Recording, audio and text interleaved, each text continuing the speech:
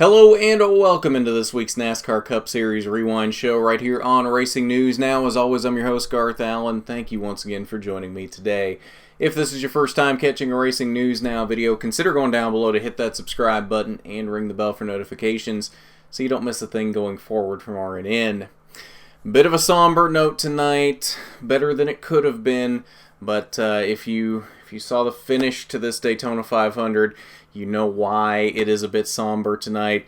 We got better news than I think some of us were expecting out of this, and very thankful for that. But Ryan Newman, if you haven't heard yet, is in serious condition, but has non-life-threatening injuries from his last lap crash here in the Daytona 500. So very thankful to hear that Ryan Newman is still with us and will be recovering from his injuries. We don't know exactly what those injuries are yet, at least as of the time of this recording. We don't know what those injuries are, but we do know that, again, he is in serious condition, but it is non-life-threatening injuries. So very, very happy to hear that. I wanted to wait to record this until we knew exactly what his status was, because I didn't feel like I could give a proper rewind to this race not knowing what his status was. So good to know that we at least have a firm update somewhat as to what his condition is tonight. So with knowing that, let's go ahead and take a look at this race. Was it the best Daytona 500 ever? No. Was it a good Daytona 500? Yes, I would say it was, barring the events of the last lap. I would say overall this was a good Daytona 500. We had some pretty good racing for most of the 500. I got a little worried in those first 19 laps that we ran yesterday on Sunday, because right there before the rain hit yesterday, we did single file out for a little bit. But I was worried that it was going to be one of those races where we just single filed out and ran around the high line for most of the race. Luckily, it didn't really turn into that. I don't know if the rain pushing it back a day helped with that. I don't know if that's what we were going to see, if we had seen the entirety of the race yesterday or not. But for what we saw today, most of it was not just a single file train around the top of the track. So I was very happy with that we at least saw some racing today. Was it the best racing? No. I think this package can definitely be improved on. It's not the worst package I've ever seen for super speedways. Believe me, it is definitely not. I understand that, but I think it can definitely be improved on. I think we've seen better racing out of super speedways that wasn't quite what we saw today, I guess. We saw a lot of, I think, needless wrecks in today's race, and I think that's a product of the current package. I think one of those needless wrecks, of course, was that wreck on the last lap. That didn't need to happen. These cars were super squirrely for no reason, and it was very hard to give any kind of a bump draft or lock bumpers or anything like that without the car in front, or even sometimes the car in back, getting very squirrely and having to really hold on to the car, which I understand. We want the drivers to have to actually drive the cars, but there comes a point when it just becomes a little too undrivable, and it's just unnecessary. And I think we've hit that point. I don't know what the reasoning why the cars were like that, basically all of Speed Weeks, but I think we need to go to the drawing board, and hopefully, if we can't get it fixed this season, hopefully they can implement something with the next-gen car next year that can make the racing better, but not quite as unpredictable, I guess is probably the best word I can come up with, as it was today. So we had a lot of caution flags in this race, 9 caution flags for a total of 39 laps. Of course, the first one was for weather at lap 21. That postponed us into today, lap 60. 47 of Ricky Stenhouse and the 24 of William Byron got together on the backstretch. Stenhouse spinning Byron into the inside wall there on the backstretch. Stage 1 concluded lap 65 with Chase Elliott taking the Stage 1 victory. Lap 89, Eric Almirola, Quinn Houff, and B.J. McLeod getting together on the backstretch. Houff kind of throwing a block on Eric Almirola and ends up turning himself into the outside wall. McLeod just kind of wrecks trying to avoid the spinning car of Quinn Houff and getting himself caught up in that one as well. Lap 130, Denny Hamlin took the Stage 2 victory. Lap 185, the big one happened, and that was on the backstretch. That caused a 12-minute red flag, taking out a lot of cars out of contention in this race. A lot of very, very fast cars, including the likes of Brad Keselowski, Kurt Busch, Jimmy Johnson, Bubba Wallace, Martin Truex, Ryan Blaney was involved in this one, Alex Bowman. A lot of fast cars involved in this wreck in one way or another. Joey Logano also on this list involved in this wreck. Lap 194, Reed Sorensen and Timmy Hill wreck on the backstretch. Why did all the accidents happen on the backstretch today? That's another question I have. Seems like everything happened on the backstretch today. When has that ever been a trouble spot for a lot of wrecks in the Daytona 500? Maybe I'm just forgetting something, but it seemed like we had a lot more wrecks than normal just randomly happening on the backstretch. And I think that is partially because of what I was talking about with these cars being so squirrely. You try to bump draft down the backstretch, and it doesn't work, and you end up turning the guy in front of you instead of just getting a good bump draft. I don't know. I digress. Lap 200, sending us into our second overtime of the night. Multi-car wreck in Turn 1 involving cars such as Joey Logano, Ross Chastain, Chase Elliott, Daniel Hemrick, Ty Dillon, Eric Almirola, Christopher Bell, and Michael McDowell. This one caused by a huge run that Ross Chastain had going down into Turn 1. Dips it down to the inside. Ryan Preece tries to throw a block. A little late on the block for Ryan Preece and ends up shoving Chastain onto the apron. Chastain shoots back up onto the track. Couldn't control the car after it got a little squirrely off the transition from the apron back onto the banking, and ends up wadding up a bunch of cars there. I've seen a lot of people put some blame on Ross Chastain for this one. This was not Ross Chastain's fault, especially this late in the race. If you've got a run, you take it. And the hole was there.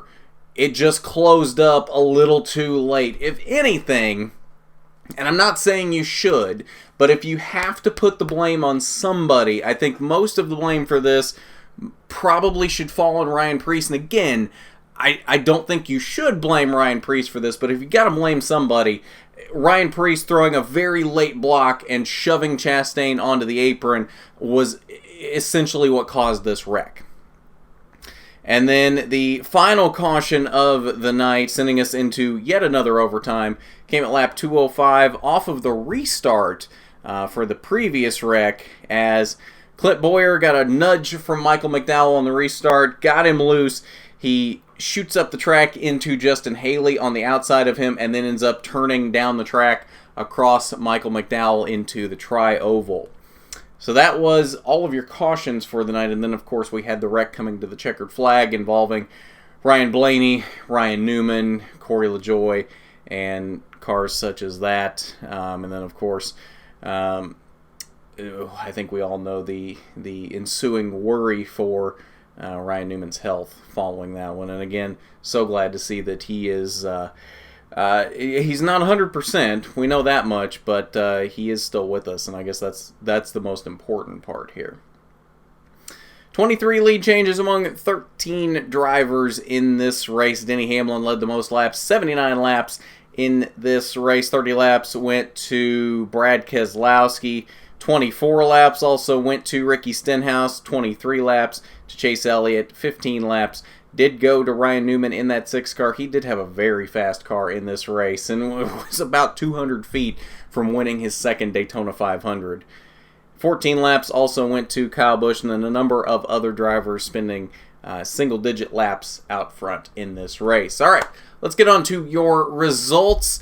And like we said, Ryan Newman about 200 feet from picking up his second Daytona 500 victory was not to be. Denny Hamlin would be the one to come home with his second straight Daytona 500 victory, his third overall. He becomes only the fourth driver in NASCAR history to win consecutive Daytona 500s. Richard Petty, Cale Yarborough, and Sterling Marlin, the only other drivers to do that in the history of NASCAR. So kudos to Denny Hamlin for the history that he made tonight. And I want to address one other thing regarding Denny here as well. I've seen a lot of hate going Denny's way for celebrating and doing donuts while the safety crews were trying to get Ryan Newman out of his car. Please don't blame Denny Hamlin for that. I know there's a lot of hate that goes around for Denny Hamlin as it is, but you really can't blame Denny Hamlin for this. It's one of those things where we tend to forget, with as safe as these cars are anymore, that things like this can happen and drivers can get seriously injured still in these cars, even with as safe as they are. But we tend to forget that.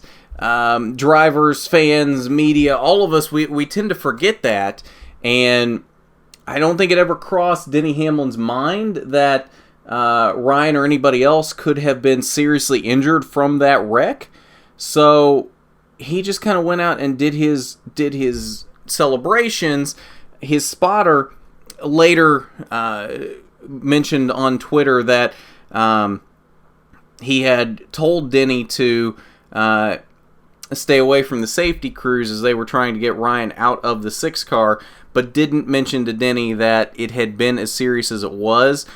He saw Denny pull onto pit road for the lug nut check, so he assumed Denny was going to go straight to victory lane. He went down to talk to Ryan's spotter, Jason Jarrett, to see if Jason could tell him how Ryan was, and wasn't watching and didn't notice that Denny actually did go out and do donuts after the celebration. So it honestly, it's nobody's fault there. It's one of those things where you don't realize things like this can still happen in NASCAR. You don't think about it. It's not in the front of your mind until something like this does still happen. And once Denny found out, he was very remorseful for having done that. You could tell that not only in his post-race TV interview, but from his press conference in the media center afterward. He was very remorseful for having done that. Both he and Joe Gibbs have apologized for that. So it's water under the bridge at this point. Don't throw any more hate Denny's way because it's not his fault. So anyway, Denny Hamlin did win this race, of course. Ryan Blaney came home in the second position. Second closest Daytona 500 finish ever, shadowed by what happened at the end, but it was the second closest Daytona 500 finish ever. Chris Buescher came home with a solid third place finish in his first outing for Roush Fenway in the Cup Series. David Reagan, in what is probably his final Daytona 500, again, he stepped away from full-time driving at the end of last season, came back for a one-off race here in the Daytona 500, snuck his way in for a fourth-place finish at the end of the race, and then Kevin Harvick rounded out the top 5. Rest of your top 10 were Clint Bowyer, Brendan Gaughan, a strong run for him there in 7th. Corey LaJoie came home 8th with Ryan Newman there in the 9th position, and Kyle Larson rounding out the top 10. 11th through 20th, John Hunter Nemechek in his first race of his rookie season there in the 38 for Front Row Motorsports came home with a strong 11th place finish, actually the highest finishing rookie in this race. So congratulations, John Hunter Nemechek, starting off the Rookie of the Year battle in the lead there. Justin Haley with a strong 13th place finish in his one-off for the Daytona 500 with Colleague Racing. Brennan Poole, strong run there in 16th in the Premium Motorsports 15 car, starting off his rookie run. Second highest finishing rookie in this race. We talk a lot about the big three from the Xfinity Series, Bell, Reddick, and Custer, and although they all had issues on the night, admittedly, the top 2 rookies on the night were John Hunter Nemechek and Brennan Poole when all was said and done. Chase Elliott landed in 17th, Eric Jones there in 18th, Matt DiBenedetto in 19th. Ricky Stenhouse had a very strong car in this race. We mentioned he led 24 laps from the pole. I think had he not gotten caught up in a wreck coming onto pit road there in the mid stages of the race. I think he'd have been right up there contending for the win at the end of the race. JTG Doherty brought a very fast car for him in this race. I've seen from a few interviews with him throughout the week. He seems to have a chip on his shoulder this year after the way things went down with his release from Roush Fenway at the end of last season. I think he's out to prove something this season. I think we could see a very surprising Ricky Stenhouse this year. I don't think a lot of us were expecting him to do much in that 47 car this year. But he might come out and surprise us this year. We'll have to see going forward. But at least at Daytona, he was very strong. 21st through 30th, Christopher Bell, after a very strong day, never led a lap, but he was up there up front for a lot of the day. He came home in the 21st position. Alex Bowman started outside the front row, got caught up in a wreck, ended up 6 laps down in the 24th position. Ross Chastain in that Spire Motorsports 77 car with help from Chip Ganassi Racing came home in the 25th position. Joey Logano landed in 26th. Final page, 31st through 40th, Martin Truex, after an incident in the mid stages of the race, he got caught up in the big one, 32nd. Same for Kurt Busch in 33rd. Kyle Busch had an engine issue, surprisingly enough. We don't see a lot of blown engines anymore, but Kyle Busch had a blown engine in this race. He came home 34th. Jimmy Johnson, after the big one, he was 35th, as well as Brad Keselowski there in 36th. Cole Custer had a problem with the rear end. He was out at lap 174. They're in the 37th position. William Byron started 4th after winning the second duel. Unfortunately, out on lap 58 after contact with Ricky Stenhouse on the backstretch. He came home shotgun on the field in the 40th position. All right, so we'll head over to the media center now, and we'll see what Denny and his team had to say after this third Daytona 500 win for he and that 11 team. Yeah, I mean, it's just it's all numbers when you get somebody pretty close in proximity behind you or pushing. It's like once they break that bubble of being connected, it really shoots that lead car out. It's just kind of a product of the race package that we have. But overall, I thought the racing was pretty good, and obviously the closing rate is so drastic with this package that you really got to kind of time your runs out and figure out where you want to be. Thank you for letting me say, when everything happened at the end of the race, I knew that there was a race, but I never even focused over there. I was focusing on our car, and everybody started celebrating around us. So I say to everybody out there, some people may have saw us and said, well, these guys are celebrating when there's a serious issue going on. So hopefully I apologize to everybody, but we really didn't know. We got in the winner's circle, and then that's when people told us later on the winner's circle. So I wanted to explain that to everyone. And it just makes it so hard. Such a close-knit community, you know everybody. And this is one thing, kind of like what Denny was saying. If you think about all the wrecks that we've had over the last, I don't know how many number of years, and some of them looked real serious. We've been so fortunate. So anyway, I just wanted to say and state that for everybody. That's what took place for us. And so now it's hard. We're all waiting. I think as far as winning this race, I can tell you how hard it is. I think we were a stretch of 22 years and didn't win it. Just on our race team, you got Martin, Kyle, been here 15 times, haven't won it. And then to have Denny, in sports, I think sometimes you're not quite sure why or how when you watch somebody. They just have a gift. And even last week, that was miraculous for him to get back out there and be able to, down lap and everything. So I think he does. It's one of those things you have to say. This is one of the things as fans, we love to see somebody that's special and has a gift. Well, I told somebody coming up pit road, I'm not going to buy any lottery tickets for the rest of my life. I think it's amazing that won my second and as many Daytona 500s as a crew chief. But for me personally, this one is honestly way more special for me. The first one, it was my first race as crew chief for the 11 FedEx Camry with Denny, and you just have so many great resources behind you. It's really just riding the wave. I'm trying to figure out, what's going on, and I felt like Denny and the team were doing all the work. To be honest with you, I was very, very lucky to receive it.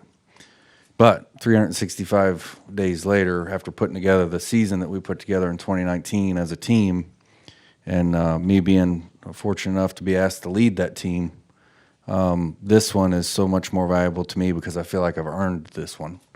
I feel like I belong. I feel like this team is capable of excellence, and this one means a lot more to me personally. All right, and we'll take a quick look at your point standings here following the race. Obviously, one race into the season, the points don't mean a lot yet at this point.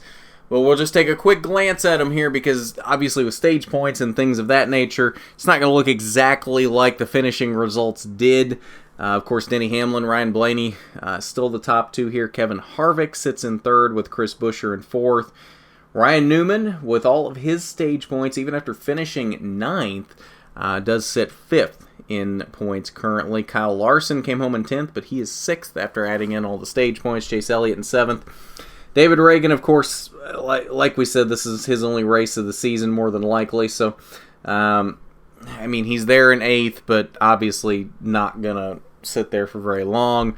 Ricky Stenhouse, 9th. Eric Almirola, Clint Boyer, Austin Dillon, Joey Logano. Corey LaJoie starts off the season in 14th. Bubba Wallace in 15th. And then John Hunter Nemechek, at least at the current moment, does sit in a playoff position in 16th. Some drivers, a few of them down here, do have some holes to dig out of to start the season, namely Cole Custer, who currently sits in 32nd, Kurt Busch in 31st, Brad Keselowski down here in the 30th position, then William Byron, even though he finished 40th in this race, after all the stage points and points he gained from the duel, he does sit in the 26th position. So that's how much stage points matter right now. I know it's only one race, but you think about that. He finished 40th in this race. But due to stage points and points he gained from the duel, that put him all the way up to 26th. So stage points matter. Love them or hate them, they're here and they matter. So just an interesting little tidbit there that William Byron, not where you would expect him to be with his finish in the Daytona 500. But that's a quick look at your points following the Daytona 500, and that's going to do it for this Cup Series Rewind, the first of 2020. We will have an ARCA Rewind coming up on Thursday. ARCA West season debut from the Las Vegas Bull Ring as they kick off the Vegas weekend for all the top series. Trucks on Friday, Xfinity Saturday, Cup on Sunday.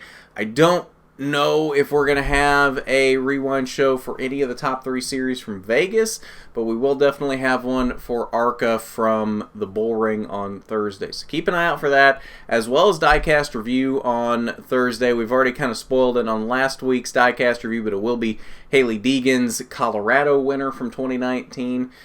So tune in for that if you like some Hailie Deegan diecast. If you're a Hailie Deegan fan, it'll definitely be a cool one to look at there. But I think that's going to do it for this Cup Rewind. Again, very happy that Ryan Newman is recovering in the hospital right now, and honestly that he's still with us. So very happy to see that. He is definitely in our thoughts here at RNN, and hopefully he is in yours too.